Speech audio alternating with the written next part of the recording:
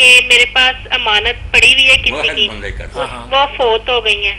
اچھا. تو انہوں نے امانت میرے پاس عمرے کے لیے رکھوائی تھی. اچھا. کہ میں نے عمرہ کرنا ہے تو یہ تم اپنے پاس رکھو. تو وہ تقریباً 3 ماہ پہلے فوت ہو گئے ہیں.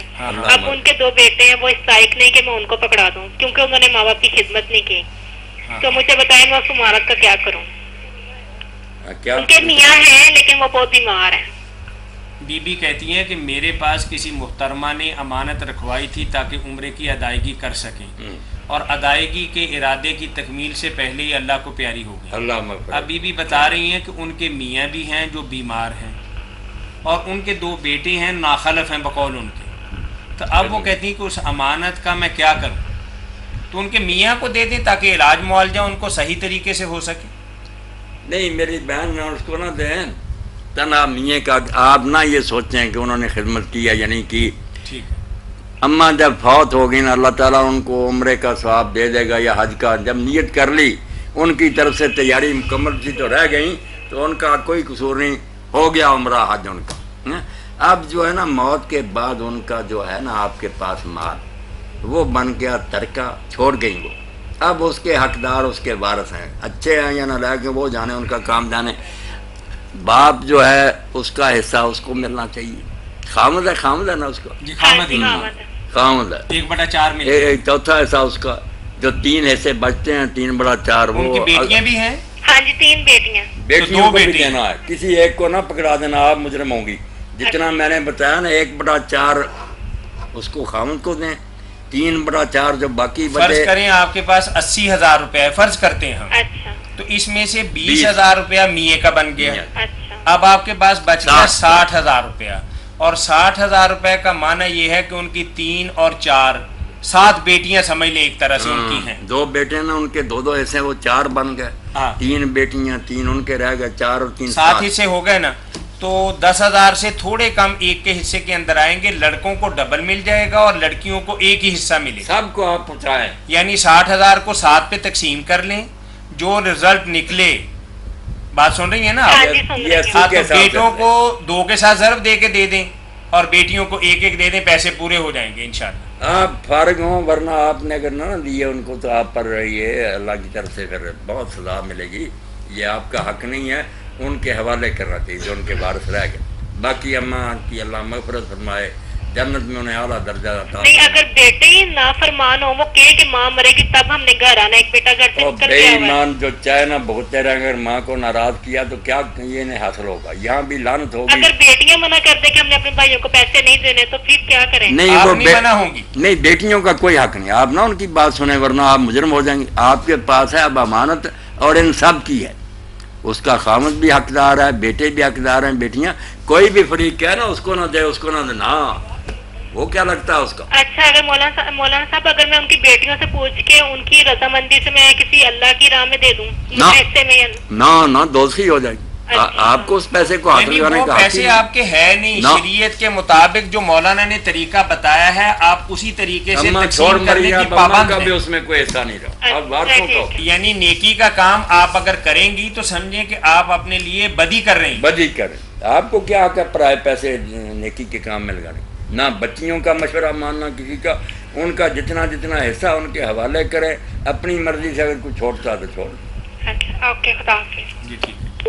جی فتاوی آن لائن اسلامی تعلیمات کا پروگرام ہر روز عصر تا مغرب آپ کی خدمت میں پیش کیا جاتا ہے. اپنے مسائل کے حل کے لیے ہمیں کال کیجئے. کال کرنے کے لیے ہمارا ٹول فری نمبر ہے 08001117777.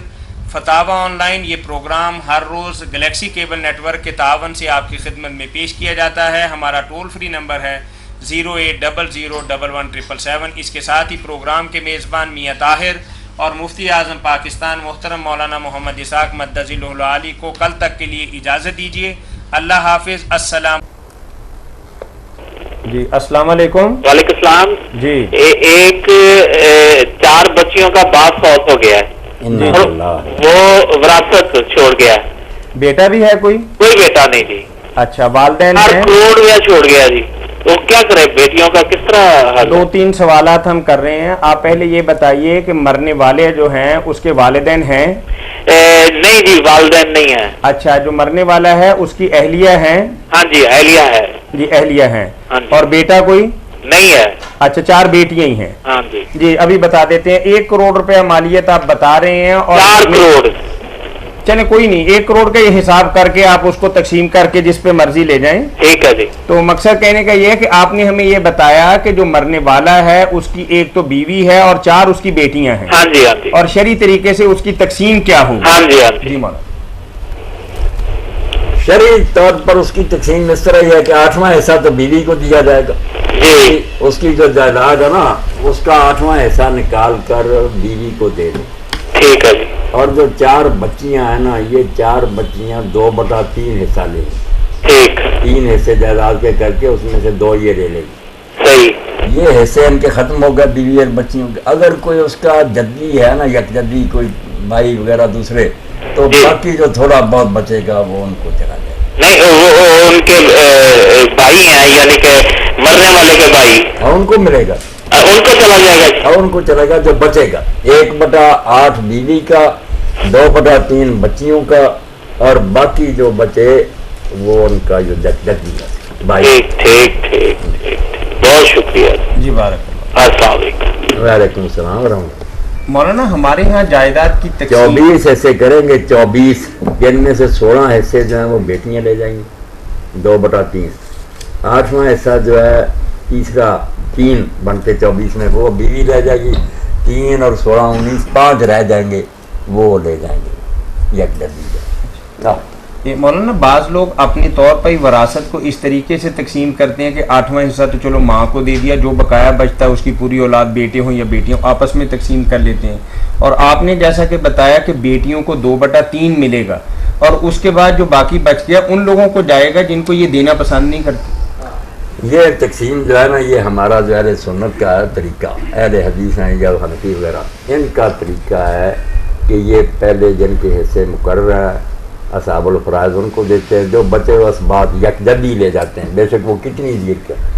اگر امامیہ اور فقہ جعفریہ کے مطابق ہوتا تو پھر وہی تھا بیٹیوں کے بیٹی کسی کو نہیں ملنا تھا. وہ کہتے اس کی اولاد موجود ہے دوسرے کو لیتے. پھر بیٹیاں تو انہوں نے جرم کیا, بیٹے کو جہاں ان کے سروں پر سرخاب کے پر اگر اولاد ہے اس شخص کی پھر کسی کو نہیں مل سکتا. ان کا جو ہے نا امامیہ اور شیعہ حضرات کے وہ یہی ہے کہ بیوی اور بعد میں جو کوئی بیٹی نہیں. ائمہ اہل سنت میں سے بھی کوئی اس بات کو نہیں, یہ یہی کہتے ہیں کہ جن کے حصے ان کو دے کر باقی یکجہتی لے جائیں گے بے شک وہ 1000 کچھ پہلے کا رشتہ دار ہو. یہ ایسی تقسیم کرتے ہیں اہل سنت اور اہل حدیث. مگر یہ شیعہ حضرات کا یا کیا کہتے ہیں اس کی اولاد نہ ہوتی تو پھر دوسرے لیتے پھرتے.